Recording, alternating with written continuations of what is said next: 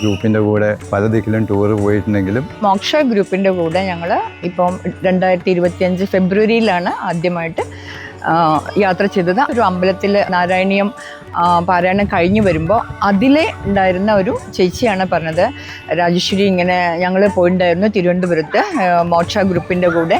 മോചിത തന്നെ അവിടെ വീടിൻ്റെ മുകളിൽ അവരുടെ ഹോം സ്റ്റേ ഉണ്ടായിരുന്നു. അപ്പോൾ അവിടെ ഏതായിട്ട് പോയത് വളരെ കെയർ ആയിരുന്നു. അങ്ങനെ ട്രിവാൻഡ്രം കന്യാകുമാരിയൊക്കെ പോയിട്ട് വന്നു. വലിയൊരു ആഗ്രഹമായിരുന്നു അവരുടെ. അപ്പോൾ അത് കേട്ടപ്പോഴാണ് നമ്മളിത് അറിയുന്നത്. മോക്ഷയെക്കുറിച്ച് നമ്മളിങ്ങനെ മാമിൻ്റെ ഒരുപാട് വീഡിയോസൊക്കെ കണ്ടിട്ടുണ്ട്. പോകാനുള്ളൊരു അവസരം നമുക്ക് ഒരിക്കലും കിട്ടിയിട്ടില്ല. അപ്പോൾ ആ ചേച്ചി അപ്പോൾ പറഞ്ഞു വൃന്ദാവനത്തിൻ്റെ ഒരു ലിങ്ക് ഇട്ടിട്ടുണ്ട് രാജശ്രീ, പോകാൻ താല്പര്യം ഉണ്ടെങ്കിൽ പോകുന്നു. അപ്പോൾ തന്നെ ഞങ്ങൾ ലിങ്ക് ക്ലിക്ക് ചെയ്ത് നെക്സ്റ്റ് ഡേ തന്നെ നമ്മൾ ബുക്ക് ചെയ്യുക ചെയ്തത്. ഭക്ഷണമാണെന്നുണ്ടെങ്കിൽ എങ്ങനെ ഇരിക്കും, താമസം എങ്ങനെ ഇരിക്കും, ഒരു ഐഡിയയും ഇല്ലായിരുന്നു. അപ്പോൾ ചെന്ന് കഴിയുമ്പോഴാണ് നമ്മൾ അറിയുന്നത് one of the best hotels. അവിടുത്തെ ഏത് പോകുന്ന സ്ഥലത്താണെങ്കിലും അവിടുത്തെ ബെസ്റ്റ് ഹോട്ടലിലായിരിക്കും നമുക്ക് അക്കോമഡേഷൻ. ഇപ്പോൾ നമുക്ക് ദ്വാരകയിൽ പോയി കഴിഞ്ഞപ്പോൾ മനസ്സിൽ മോഹം ഉണ്ടായിരുന്നു ഇതുപോലെ വൃന്ദാവനം ഭഗവാന്റെ ബാല്യലീലകളൊക്കെ കാണണം എന്നുണ്ടായിരുന്നു. വൃന്ദാവനം യാത്രയിൽ തന്നെ ഓരോ സ്ഥലവും നമുക്ക് എന്താണ് അതിൻ്റെ പ്രാധാന്യമെന്നും എങ്ങനെ അവിടെ വന്നു എന്നുള്ളതും മാമിൻ്റെ എക്സ്പ്ലനേഷൻ കൂടിയാണ് നമ്മൾ അറിയുന്നത്. നമ്മൾ മറ്റേ ആധ്യാത്മിക പുസ്തകങ്ങളിൽ വായിക്കുന്നതിനേക്കാൾ കൂടുതലായിട്ടുള്ള അറിവ് നമ്മളിലേക്ക് പകർന്നു തന്നത് ആ മാഡമാണ് നമുക്ക്. അപ്പോൾ അതുകൊണ്ട് തന്നെ ആ ആദ്യത്തെ എക്സ്പീരിയൻസിലെ മനസ്സുകൊണ്ട് തീരുമാനിച്ചു ഇനി ഒരു യാത്രയും ആധ്യാത്മിക യാത്രയും വേറെ ആരുടെ കൂടെയും പോവില്ല, മോചിത മാമിൻ്റെ കൂടെ തന്നെ പോകുള്ളൂ എന്ന് അന്ന് തന്നെ തീരുമാനിച്ചതാണ്. അങ്ങനെ വൃന്ദാവനം യാത്ര വളരെ ഭംഗിയായി. ഭക്ഷണമാണെങ്കിലും നമ്മുടെ സൗത്ത് ഇന്ത്യൻ ഫുഡാണ്, നമ്മൾ എന്താണോ വീട്ടിൽ നമ്മൾ കഴിക്കുന്ന ഹൈജീൻ ആണെന്നുണ്ടെങ്കിൽ വളരെ ക്ലീനായിട്ട് ഒത്തിരി കെയർ ചെയ്തിട്ട് നമുക്ക് അവിടെ ആണെങ്കിൽ നമുക്ക് ഇതുപോലെ എക്സാമ്പിൾ പറയുകയാണെങ്കിൽ രാവിലെ നമുക്ക് എല്ലാവരും എന്തൊക്കെ കൊണ്ടുവരണം എന്നുള്ള കാര്യങ്ങൾ, ചുക്ക് കാപ്പിയാണെന്നുണ്ടെങ്കിലും എല്ലാം നമുക്ക്, പിന്നെ അതുപോലെ ബസ്സിലാണെന്നുണ്ടെങ്കിൽ നമുക്ക് വെള്ളത്തിന് യാതൊരു ക്ഷാമമില്ല, വായ കഴുകാൻ വരെ വെള്ളം അവിടുന്ന് യൂസ് ചെയ്യുന്നത് പോലും നമുക്ക് പറഞ്ഞു തന്ന് നമുക്ക് വളരെ വൃത്തിയായി നമുക്ക് ആരോഗ്യത്തിന് യാതൊരു പ്രശ്നവുമില്ലാത്ത വിധത്തിൽ വളരെ ഭംഗിയായിട്ട് നമുക്ക് വൃന്ദാവനം യാത്ര നമുക്ക് അതേപോലെ തന്നെ മാമിൻ്റെ കൂടെ മാമിനെ അസിസ്റ്റ് ചെയ്യുന്ന രണ്ടുപേരുണ്ട്. വിഷ്ണു അന്ന് ആനന്ദമായിരുന്നു. വളരെ നന്നായിട്ട് ഓരോരുത്തരെയും ഇൻഡിവിജ്വൽ കെയറാണ്, നമുക്ക് ഒരാളെ പോലും മിസ് ചെയ്യാണ്ട്. അങ്ങനെ എല്ലാ കാര്യങ്ങളും എനിക്ക് തോന്നുന്നു ഇതുവരെ ഒരു എക്സ്പീരിയൻസ് അങ്ങനെ ജീവിതത്തിൽ ഉണ്ടായിട്ടേ ഇല്ല.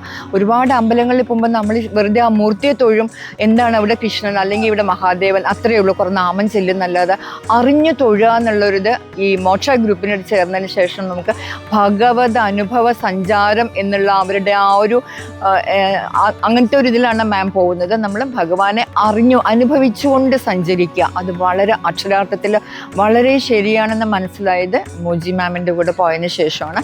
അതിനുശേഷം ഒരു ദിവസം മാത്രം ഇതിന് ശാസ്താക്ഷേത്രങ്ങളിൽ പോയിട്ടുണ്ടായിരുന്നു.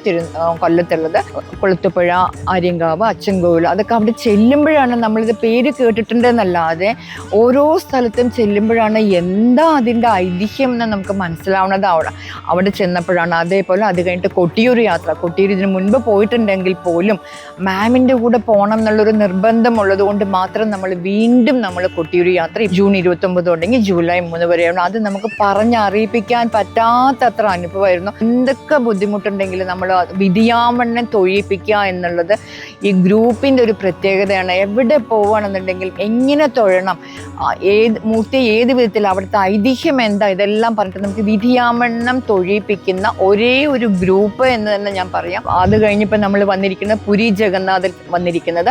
ജഗന്നാഥനെ കുറിച്ച് തന്നെ നമുക്ക് മനസ്സിനകത്തുണ്ടായിരുന്നു കാണണം എന്നല്ലാതെ നമ്മൾ ആഗ്രഹിക്കുകയാണെങ്കിൽ മാം പറയണത് നമ്മൾ ഭഗവാൻ വിചാരിച്ചാൽ മാത്രമേ നമുക്ക് അവിടെ എത്താൻ പറ്റൂ എന്നുള്ളതിന് ഉത്തമ ഉദാഹരണമാണ് എൻ്റെ വൃന്ദാവന യാത്ര. വൃന്ദാവനത്തിൽ പോയപ്പോൾ നമ്മൾ ഒരിക്കലും പ്രതീക്ഷിച്ചിട്ടില്ല ആദി കേദാർ ആൻഡ് ആദി ബദരി നമുക്ക് പോകാൻ പറ്റുന്ന. കാരണം ഞങ്ങൾക്കൊക്കെ ശരിക്കുള്ള ബദരി കേദാർ പോകാൻ ബുദ്ധിമുട്ടുള്ള കൂട്ടത്തിലാണ്. അവിടെയൊക്കെ പോയപ്പോൾ ഞങ്ങൾക്ക് എന്തൊരു പ്രതീതി, ബദരി പോയ പോലെ അല്ലെങ്കിൽ കേദാർ പോയൊരു പ്രതീതിയായിരുന്നു ശരിക്കും. അതേപോലെ ഇപ്പോൾ പുരി ജഗന്നാഥിൽ വന്നു കഴിഞ്ഞപ്പോൾ ഭഗവാന്റെ കണ്ണുകൾ അതൊക്കെ നമുക്ക് അറിയുള്ളൂ ശരിക്കും. ഇത് എന്താണെന്നോ എങ്ങനെ ഇത് ഉണ്ടായിരുന്നോ ഈ ഭഗവാൻ, ഇവിടെ സുഭദ്രാദേവിയും ബലഭദ്രസ്വാമിയും നമ്മൾ ജഗന്നാഥനും കയ്യും കാലും ഒക്കെ ഇല്ലാത്ത രൂപം, അത് എത്ര കേട്ടാലും മാഡത്തിന് എത്ര പറഞ്ഞു തന്നാലും അതിന് മുഴുവൻ ചരിത്രം അറിയാവുന്ന ഒരു വ്യക്തിയിൽ തന്നെ ഞാൻ പറയാം. കാരണം നമുക്ക് വേറെ എവിടെ നിന്ന് ഇത്രയും നല്ല അറിവ് കിട്ടുമെന്ന് തോന്നുന്നില്ല.